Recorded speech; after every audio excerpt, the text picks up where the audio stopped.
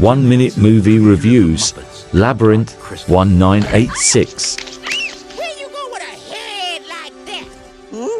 George Lucas, creator of the Star Wars saga.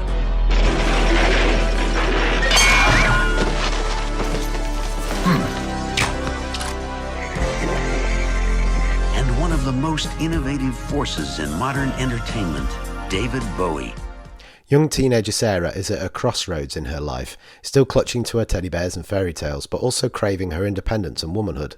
When she wishes her baby brother away, the Goblin King kidnaps him and threatens to turn him into a goblin. She must go on a perilous journey through the labyrinth and come to terms with the reality of growing up along the way to save her brother. Labyrinth was one of the earliest films to really introduce me to the magic of cinema, and as a result it's impossible for me to review it objectively. Jim Henson creates a world which is so spellbinding and fantastical, weaving together the very best elements of classic stories such as Alice in Wonderland and The Wizard of Oz. What separates Labyrinth from these tales, however, is the irreverent humour of the great Muppet Man himself, and the script, worked on with Monty Python's Terry Jones, subverts your expectations in the most inventive of ways. David Bowie's Goblin King is probably the most memorable villain since Tim Curry's Frankenfurter, and he just oozes the same kind of sexual swagger.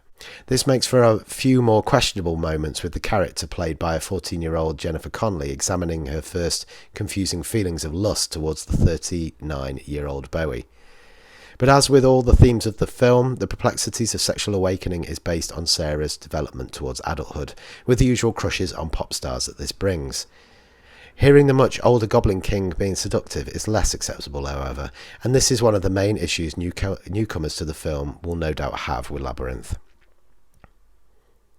This issue aside, however, Jim Henson and Goblin designer Brian Froud, who'd already worked with Henson on the more serious fantasy film The Dark Crystal some years earlier, fashioned such a rich fantasy world, whilst Bowie and Trevor Jones bring us one of the catchiest soundtracks of the 80s.